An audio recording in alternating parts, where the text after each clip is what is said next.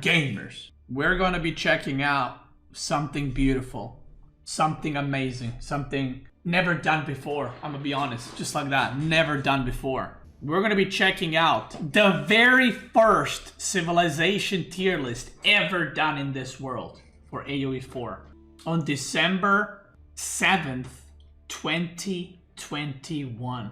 And since then, we've done like 60 tier lists. That's right. This is the very first one. So I kind of wanna... Yo, Drongo is in the chat, look at him! Yo! So we're gonna be checking out the tier list, and then we'll see what changed. I'll try to hear what I'm yapping about, but you might see the civs that are good now, it's probably completely opposite 3-4 years ago, right? It's actually now 4 years ago, not 3, it's 3.5 years ago, right? That's right, that's me right there. For those that might be watching a stream or a video, that's the old apartment, look at that. 2 in the world, and this is my experience, my opinion. See, that's when I had to say I'm rank 2 in the world. You know what I mean? Now people know that I'm top 10. I don't gotta say it anymore. You know what I mean? You might disagree. That's fine. I've checked out some of the other tier lists that other high-rated players did. And Go ahead. All different, which is a great thing because that means that don't say nothing it. is truly OP except English, well, of course. Oh, I'm joking. English is yeah. So wow, this guy baits. Nothing is quickly on my streams and my videos, but I'm gonna go through 8 civs. That hasn't what changed. I think about them from my personal experience after playing all 8 of them, playing against all 8 of them, playing different styles. Can you guys hear now? So, you will see that different players, like I said, have different rankings, and that is because I think they're... Beasty was so nice before he got attitude from Frame. Shut your mouth, you little shit. Experience is different, or maybe they figured out something with their civ, you know, with certain civ that might be better than mine, and so on and so forth. So without further ado, let's get going. I think the first civ that is a no-brainer is Mongol. Yo! It's an S tier, 100%. Yo! So the reason why Mongols are so strong is their landmarks are probably the strongest landmarks in the game. Their feudal age landmark gives 15% movement speed to everything, including workers on start. Dude, that's crazy that deer stones used to be one of the best landmarks out there. That's crazy. Because deer stones is considered like one of the worst landmarks now, because we have so many broken ass landmarks these days. It's just extremely strong, makes all their towers give movement speed. It's very, very good for map control.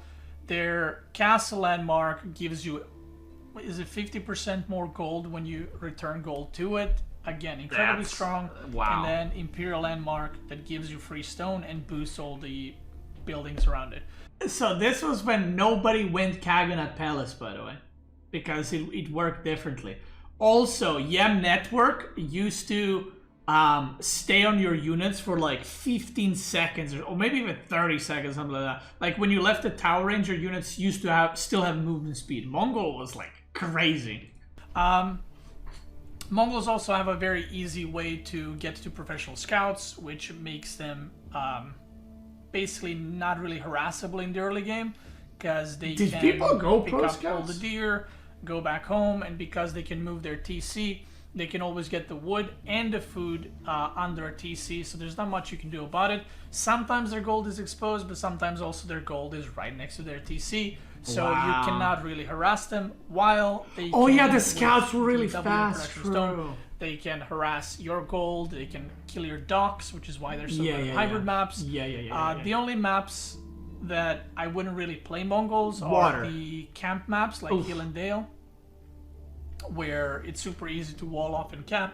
But all the other maps, I think Mongols are just... Which is funny, because Hill and Dale is good map for Mongol.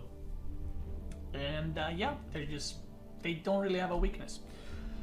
Second civ we're going to be doing is Rus. That's an S tier. I recently started playing Rus again. I played it a That's little bit. That was a broken ass civ. If you think Rus is good now, oh boy. Oh god, brother. I'm gonna be honest, I would probably put Mongol in A tier. Rus was so... Mongol was OP. Rus was insane. If you guys don't know, this is when scouts used to do like more damage and had more HP and they were cheaper and you could spam horse archer plus scout and you couldn't fuck... The horse archers were like annihilating your units. You couldn't go through scouts. Like, the Rus player would have like 30 scouts, and by the time you kill the 30 scouts, they're just constantly coming from hunting cabins. The horse archers are just crapping on you. It was crazy, and scouts used to do damage. And I played it 2-3 days ago, and without knowing much what I'm doing, I went like 8-0 with them. This is, of course, we're talking about the fast castle build into scouts plus horse archers. Yeah. I think it's incredibly powerful. I think it's incredibly hard to play against it. And if you overextend at any point against... Yeah, you just lose everything. You lose your whole army, and you lose the game. They're incredibly strong on water maps. Oh, yeah. Everyone thinks they're the best civ on water map. Not sure about that, but very, very good. No, it was the best. On any forest map, any open maps, they're extremely good. They are the civ that takes defense. So, on water maps, Rus was the best civ by far. This is back when the ships for every civ were different.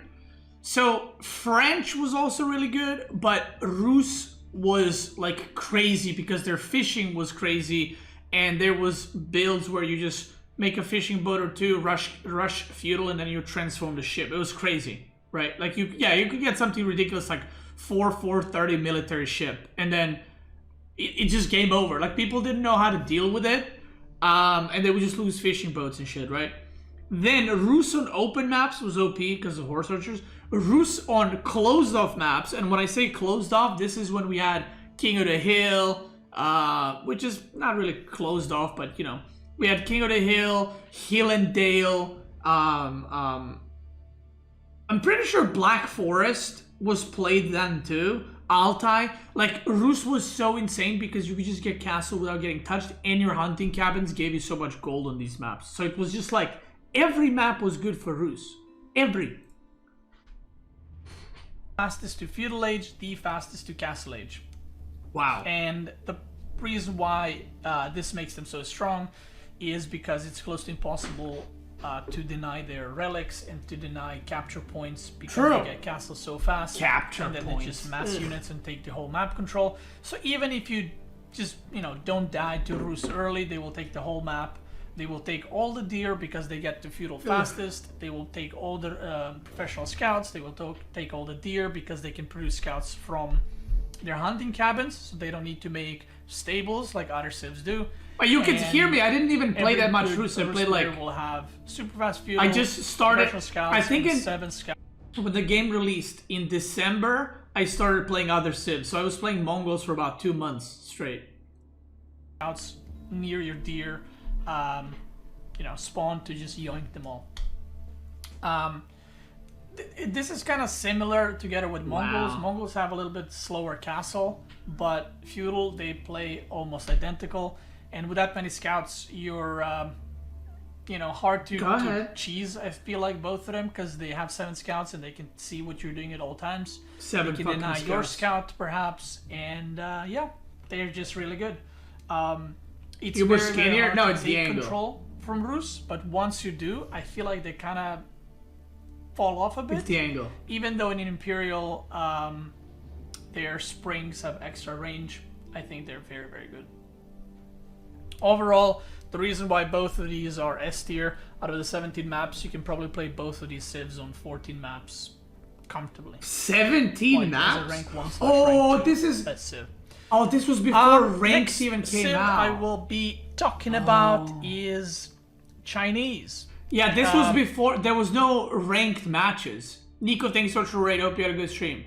Yeah, there was no ranked matches. It was just quick match. So there was more maps. Wow.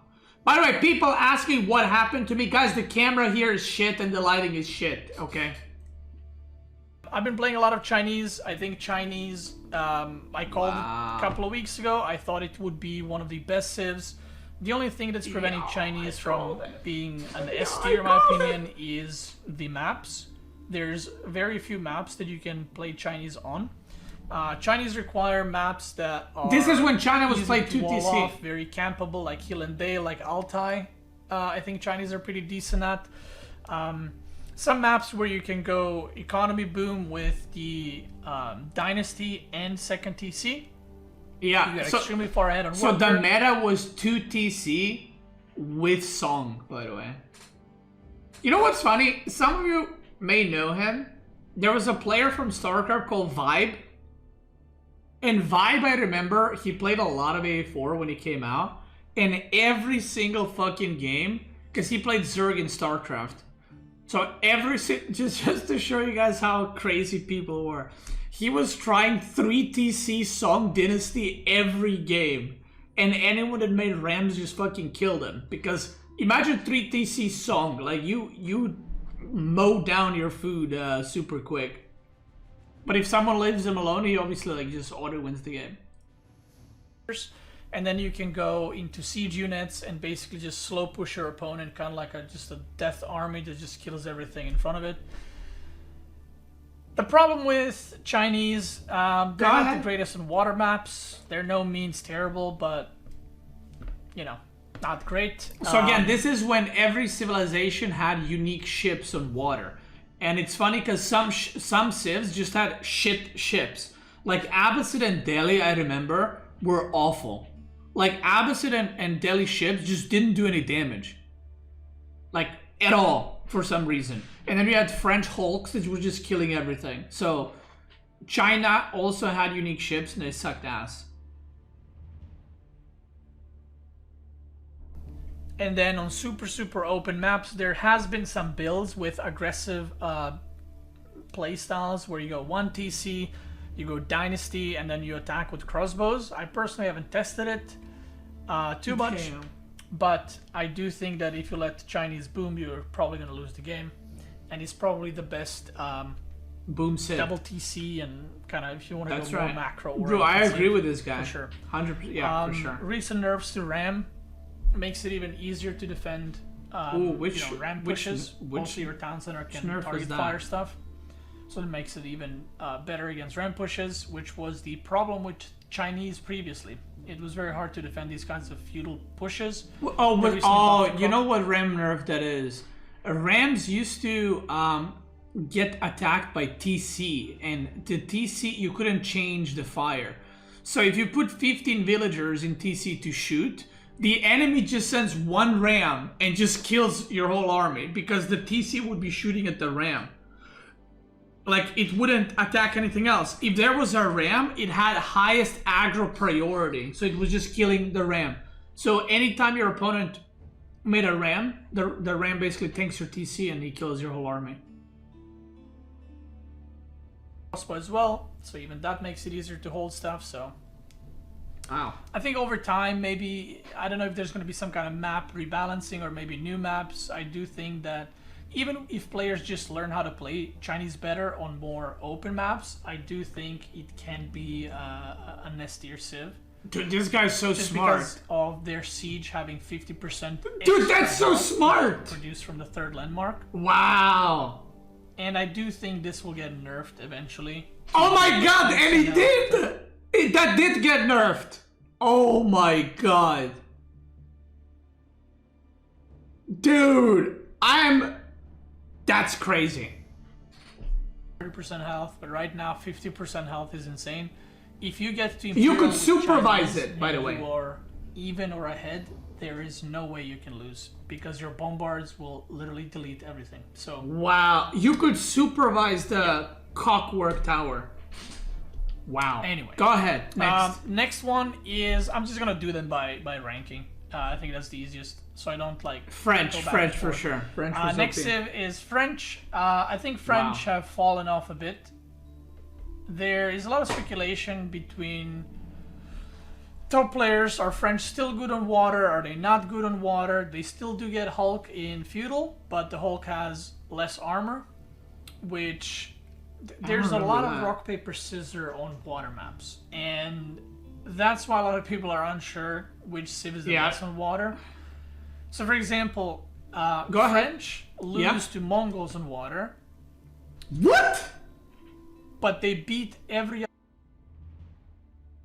Wait, what did Mongol have on water? Other civ that are not Mongols, and potentially lose to Rus as well, because the Rus and Mongol ships can chase down Hulks. So if you overextend, the Hulk is dead.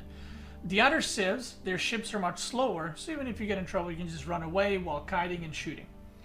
On land maps, I would probably say French is probably the most balanced civ in terms of it doesn't have anything amazing, it doesn't have anything bad. If I often pick French in best of ones because I just think it's a solid civ that doesn't really have any weaknesses. This guy's smart, but it doesn't have insane advantages. For example, common build to go with French on land is professional scouts like Rus and Mongols. You see a pattern here. Civs that can go professional scouts are top tier. Wait! Say that again! You see a pattern here. Say that again! For example, common build to go with French on land is, professional scouts like Rus and Mongols. You see a pattern here. Civs that can go professional scouts are top tier. Chinese can go professional scouts, by the way, because they can boost the production on scouts and research. And getting professional scouts and getting all the deer on most maps gives you huge advantage because it allows you to get all the food under your TC, while these other 4 civs, they have to get out of their way or move around the map, which opens them up for harassment. There you go. At high level, the night openers are not really a thing anymore. I feel like no one really opens like 5 nights, like, in the old days 2 weeks ago, because players learn how to defend night openers, and sometimes people do like 1 night to just harass. If something is open, like if you see gold is open, maybe force. Dude, that's crazy. That's still the meta. That's how you play right now. Dude, wait. French hasn't evolved in 4 years. It's literally how you played it 2 months after the game released. Wow. But people either go 1 night into professional scouts, or they just skip the night and go professional scouts instantly. And while you're scouting your opponent, that gives you the option: do you want to go castle? Do you want to go all in feudal if they're being too greedy, or whatever else? That's up to you. Yeah. But I think it's a well-rounded civ. Has good landmarks. Obviously, worker production being faster is very good, which is also viable for double TC openers. Like I said, it's just an all-around civ. It kind of okay. We get it, Gramps. Move along. It depends what your playstyle is. So, yeah. Next civ that I will be discussing is English. So this is where the controversial opinions start. I literally just played Delhi on my stream. If you guys don't know, Delhi right now, as I'm making this video, is extremely bugged. There's a lot of bugs. There's a lot of things that don't work. Dude, Delhi was so bugged. Their spearmint didn't brace, right? H3 also. Delhi, they recently nerfed sacred site capping from Dark Age to Feudal Age, where you have to start researching a Feudal Age. Wait, I forgot about that. You could research Sanctity in Dark Age. Oh my god. I completely forgot about that. Dude, imagine that. Research Sanctity, and you hit Feudal and you're already capping Sacred Site. And everyone's been saying Delhi is, terrible, doesn't work, yada yada. But I think Delhi is actually quite good. Right now, because I am not sure where Delhi will be, I'm going to put Delhi in B tier. but I do think that once the bugs and stuff gets fixed, it will be an A-tier civ. I think Delhi is very, very good. I played a lot pre-patch, and it's very unique the way you have to play it. Right. And I think once the bugs are fixed, dude, Delhi had so many bugs. You guys don't understand. I think even with the Spearman wouldn't brace. There was bug, I think, with scholars. There was bug with research. Like some researchers just didn't get affected by having scholars in mosque, so it would just be like slow as fuck research time. That's so many bugs. It was crazy. Sacred and they didn't have Ghazi Raiders. Or Sacred Site capping being nerfed to Feudal Age. I think it's still very, very strong, and you could force your opponent to play a certain way, otherwise you will take full map control. Delhi right now on land is not that great, I will say, because a lot of the civs that Delhi will be playing are very aggressive, and Delhi kind of wants to play a little bit slower. Oh. But on hybrid maps, Delhi is insanely good. Corvus linked 36 bugs that Delhi had in that post. I'm not even going to open them because we'll look at that for 10 minutes, but 36 bugs.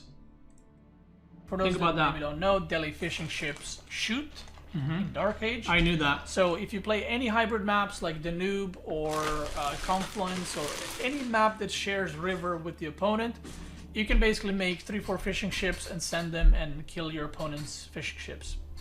So this makes it very hard to play against Delhi. You also cannot harass Delhi docks because the fishing ships shoot. So whichever way you turn it, they will get the food advantage, and even if you deny it a little bit later on with towers or longbow, it's already too late. They got the value out of them, which is incredibly hard to do anyway. But I do think that Delhi will be joining the A ranks, and it also requires very specific playstyle like Chinese. Wow, what a French smart sentence right there. More kind of straightforward. But right now, I'd put it here, and I think it will go up. It has the potential, at least. So for those that don't know, Delhi fishing ships used to do more. Used to do more damage. They had more HP, and yeah, like right now, if you want to kill fishing boats, you got to pull like way more fishing ships. Back then, it was like 3-4, and you can annihilate fishing ships. It was crazy. And even when your opponent ages up, let's say, and they make a military ship, you can kill their military ship with your fishing ships. That's how strong it was. Next one, Abbasid. I knew it. This is a hard one. These three civs are... Go ahead. Yeah. So, before I go on, Sprinkles are getting nerfed. And one of the strengths or selling points with Abbasid is that you can go even triple TC on land because your workers are cheaper. They go up down to 25 food, and then you can. Oh my god, that's right. Abbasid had. Wait, fresh foodstuffs gave 50%. That's crazy. 25 food per villager. With Sprinkles being nerfed, kind of like one of the very few things about Abbasid being good goes away. You know, there's always their docks being cheaper, but that's not... It's basically they start with extra wood on hybrid maps, if you want to look at it that way. And that's not that great of an advantage. Poor Abbasid, man. Been always shit. I think that the way they work, they only have 2 landmarks because they research their age ups, is a weak point, and you can be susceptible to losing and losing the game. I love how that's an argument why Abbasid is bad. See, this is how much worse we were back then, right? It's like, that's a weak point because they got only 2 landmarks. That's like a thing Gold player says these days. Go ahead. I think that the fact that you cannot speed up your feudal and castle requires you to be very on point. To be fair, a lot of the things that I'm yapping here are still true to this day. And a lot of things that I've said in this video are like predictions or like opinion of a civ. But all those, like a lot of these things are still true. Like, okay, having 2 landmarks is cringe, right? That's wrong. But the fact that you have a slower age up being a massive disadvantage, it still is to this day. One of the biggest disadvantages with Abbasid is slower age up. And like while having docks cheaper is cool, it doesn't translate into anything because your age up is cheaper. To reach or slower. Certain ages at a certain time. The problem is a lot of these civs, like Chinese, like Mongols, like Rus, are Put it in very C tier. timing oriented when they age up. Same thing with Delhi. So you're never going to be on time to prevent other civs to do stuff. And Abbasid in the current state will turn into worse Chinese civ, in my opinion. It will play. It already plays like Chinese. I mean, that was true. It doesn't have options to go for. There are camels, right? Which, you know, they reduce damage of cavalry. Camels used to be so bad. Armor and to your units, but you know, if anyone's playing at Abbasid, no one's gonna be like, oh yeah, I'm still gonna mass horses. They're not gonna mass horses, and then that bonus is gone, right? That advantage. Right. If it's a land map, your docks are worthless, so that advantage is gone. And I'm not sure what the Abbasid selling point is. Dude, my chat is so dead. I wonder how many viewers I had. My chat here is so dead. Oh, you guys can see. I mean, you can see. It's like double or triple DC, but whenever a civ only has one playstyle and that playstyle is not that great, it's not great. Okay, let's keep. Golden Age Eco. By the time you Golden Age, I'll get to Mars with Abbasid. So, by the time you Golden Age, I'll get to Mars with Abbasid. So, not great. Okay. I'm gonna put him in D tier. Oh my god! Oh my god! Abbasid D tier. Damn, some things don't change. Yo. Look at this guy. Abbasid have good voice lines. Had certain timings. Okay. But with the spring nerf, I think those timings will be gone. They have good voice lines. All right. Well, if you want a good voice lines, pick Abbasid. They're great. Damn! Yo, this guy is sassy. This guy down there. HRE and damn. England. I cooked that guy up. Now, HRE, I don't think is as bad as Abbasid. I think HRE has a lot of potential, but it's actually probably the least explored civ. Oh my god! HRE, I played it quite a bit a couple of days ago. Oh my god. I feel like it's missing something. Oh my god, I don't know what. This guy is like so... it's this close to be good. Oh my god! It's missing something. And then I made it good! And then I made HRE. I was cooking with it. You guys don't understand. You know what I was doing with HRE? I was losing and losing. And then I found out the build. I made the build. Do you know what that build was? You know what that build was? Nobody played HRE. I would put 8 villagers, I remember this. I would put 8 villagers on wood. And I would only make horseman spear and slowly add farm. And I would put a tower on the gold, upgrade it, and then basically my playstyle was I just chill in my base, harass with the horses. As I get like 10, 15, 20 farms, then I go castle and then I fuck them up.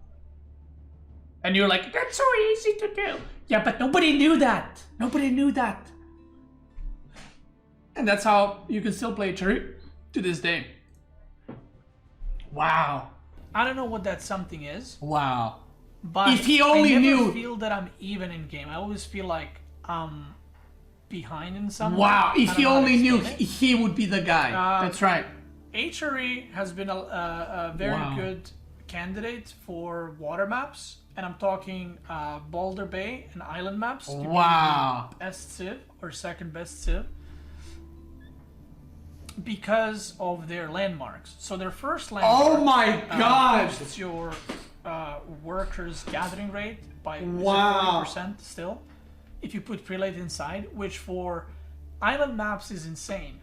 And also for Boulder Bay is insane. Wow! I think HRE is probably the best Boulder Bay civ. Because You can tech up to castle extremely This is, by the way, this is 2 months into the game, okay? This is 2 months into the game of me, like, playing every civ 10, 15 times. Because I was playing only Mongol for, like, a long-ass time. I'm actually, okay, I know I'm tooting my own horn a little bit here, and you know, but it is kind of impressive to get so many of these things right while only playing, because you could hear me at the start say, I recently started playing HRE a few days ago and I played a lot of games in one day. And this is my opinion. Like, it's kind of crazy because I nailed that shit.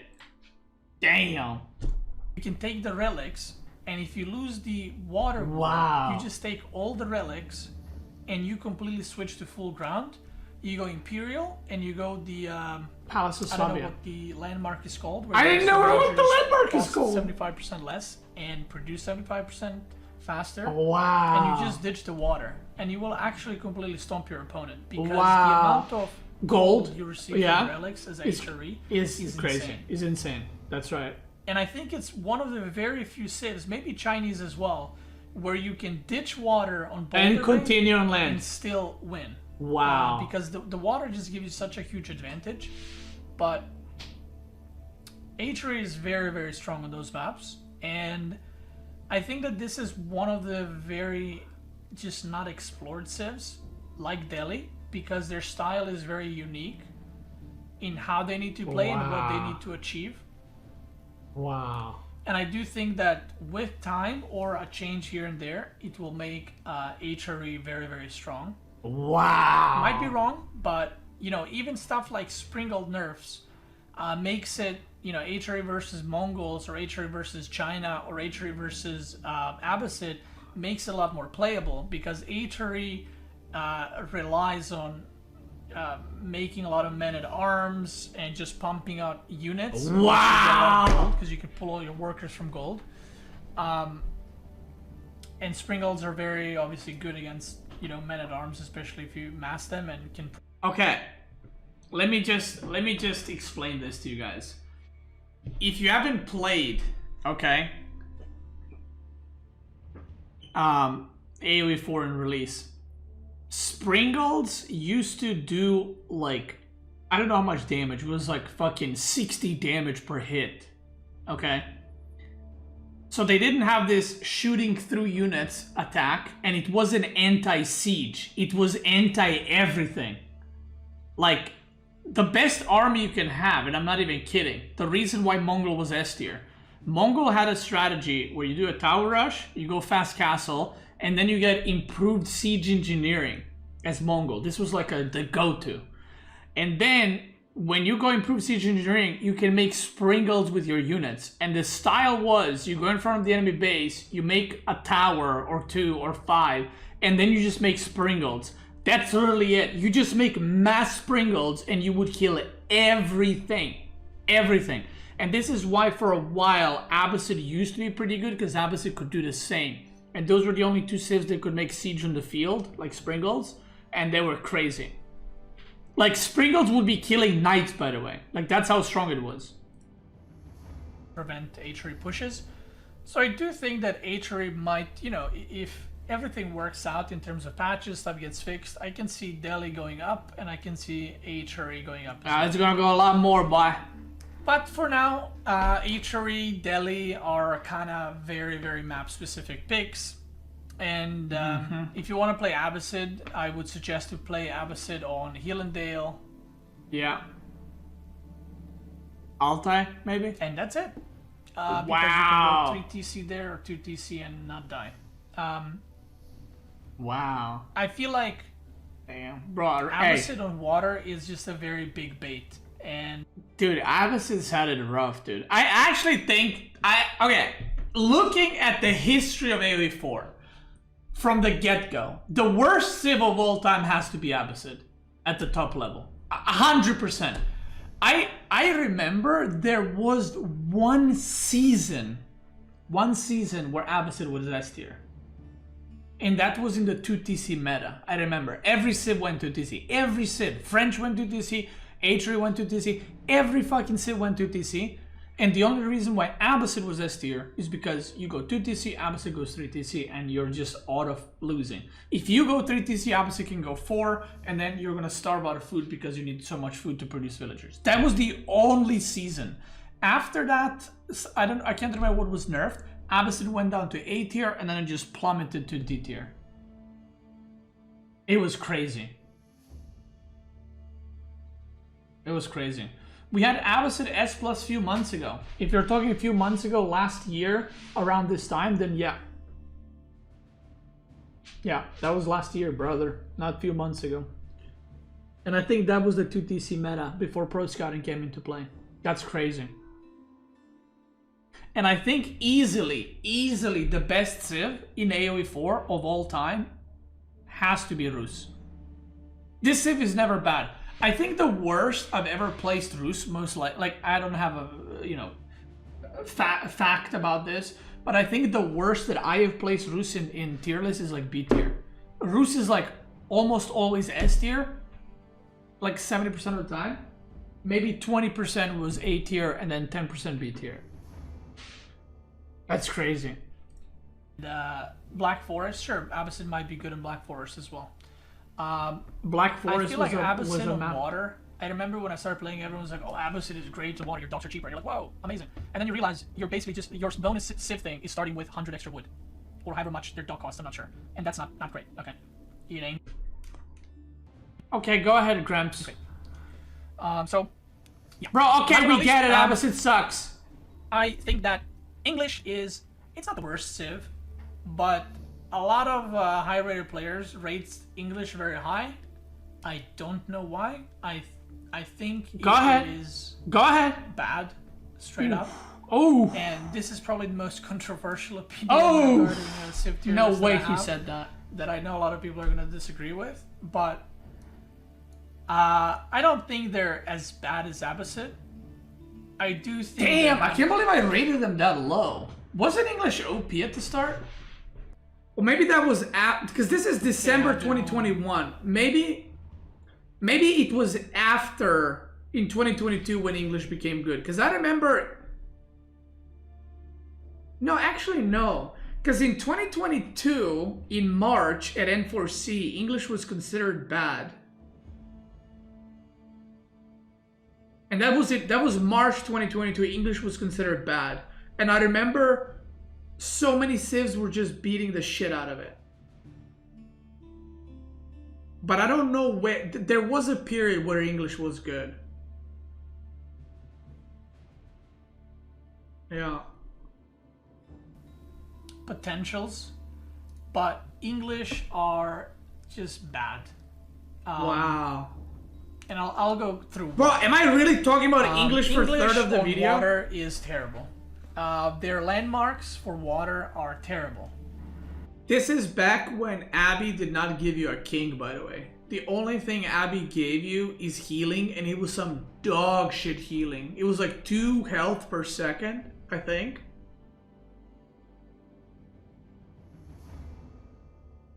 All their landmarks. Their keep landmark in Castle Age is useless. Their extra TC landmark is useless. Their longbowman landmark is useless, and their healing landmark is completely useless. Wow. It just has no viability. Wow. They're terrible in Boulder Bay for the same reasons. Don't say that. In my opinion, they have one of the weakest Imperials and castles. Oh my god, weakest Imperial? Okay, I don't know about that, Chief. That was before the farm nerf. Yeah, that one I'm not sure. Weakest Imperial back then? The reason why it's not D tier is because it has some potential in Feudal Age with harassing with longbows, and with the ram nerfs, like I would maybe put, English A or B, but with ram being nerfed, losing health, losing movement speed, and TC, Tower Centers, being able to target fire, ram... Dude, I swear, I thought this change where the TC can now target fire was like way later. I can't believe it was second month of the game. All-ins are much, much, much, much weaker than they used to be. I don't really see many people trying ramp pushes, and if they do, they just don't really work. Wow. And the only maps where English are good are small, compact maps where you can access the enemy wood line from behind or gold and deny them with longbowmen and make a tower for vision. Longbowmen. That is the only advantage that English have on any map. Beasty farming controversy for content. Oof, if this guy knew. I wonder if there's any chatters here that are still watching today.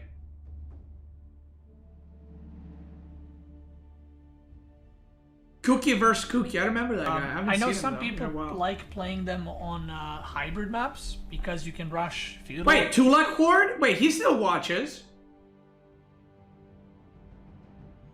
He still watches. And then do longbows to deny ships. I personally played some games against styles like those. I managed to defend it by just running. Yo, look who's in the chat. Well, you guys can see. Bonjour Red Panda. You guys know who that is?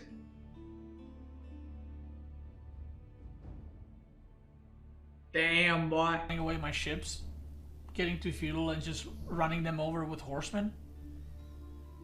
Or just making, fighting ships and just used to play a lot of it while gaining more and more advantage from the water. So even on hybrid maps, you don't go for water as English, you go for fast feudal and then archers. And if that doesn't work out, you lose. So basically, English playstyle is you harass with longbowmen, and if it doesn't work, you lose because you have committed insane amounts to it. That's true. Now, a lot of people, like I'm pretty sure now you guys are talking about it, and during my other streams when I was playing, they're like, but they have farms in Imperial and they get so much gold, and their castle of castles, 50% attack speed is insane. 50%. Sure, it's Jesus, great, but it's not good enough. Wow.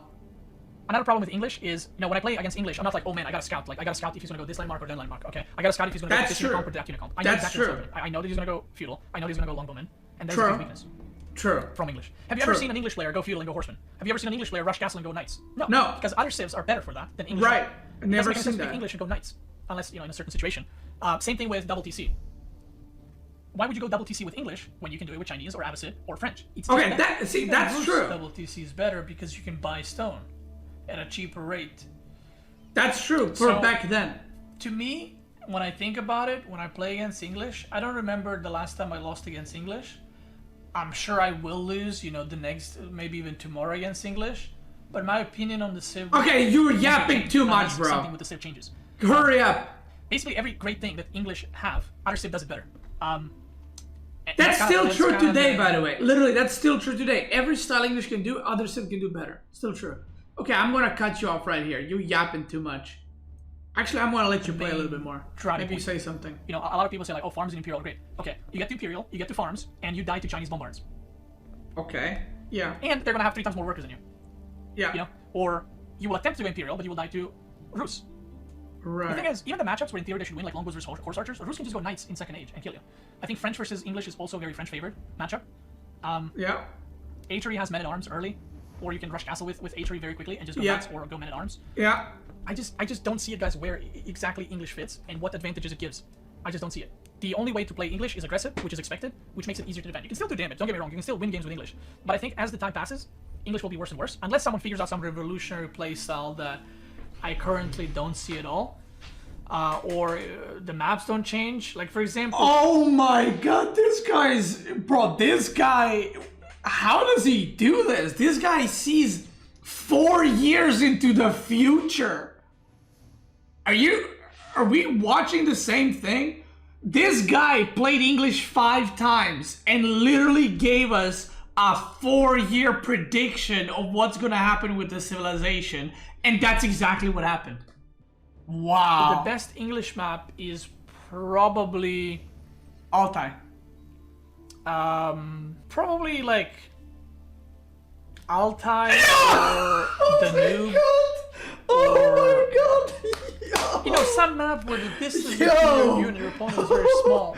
Yo! And you can deny wood. Dude, that's crazy. That's about it. Wow, that's crazy. All the other maps. By the way, it was 17 maps. Damn. You're just blasting your dick off with disadvantages. Whoa. Wait, what happened there? All the other maps, you're just blasting your dick off with disadvantages. Wow. If you play Dry Arabia and you pick English, you're running into either Mongols, French, or Rus, which I don't think any of those is a good matchup for you. All right. Well, thank you, Beasty from the past. Beasty from 2021. So, shut up! Shut your mouth! Rus. Shut your mouth! Beasty from 2021. Wow, this guy was so smart. What happened to him? Where did he go? You know, I want to shout out Beastyqt SC2 for allowing me to react to his video. This guy, listen, I disagree with the English Imperial. Other than that, so on point. I mean, just fucking shout out right there, boy. Shout out. Perfect opinion. And he knew what's up. And he probably got better camera these days. But if you're watching this on YouTube, I want to tell you that over 50% of you dents are still not subscribed on YouTube. It's literally free. You just press subscribe and now you're subscribed and that's it. That's how easy it is. If you're watching on YouTube, check me out on Twitch. I'm streaming live on Twitch and YouTube. And if you're watching live right now, let's keep going.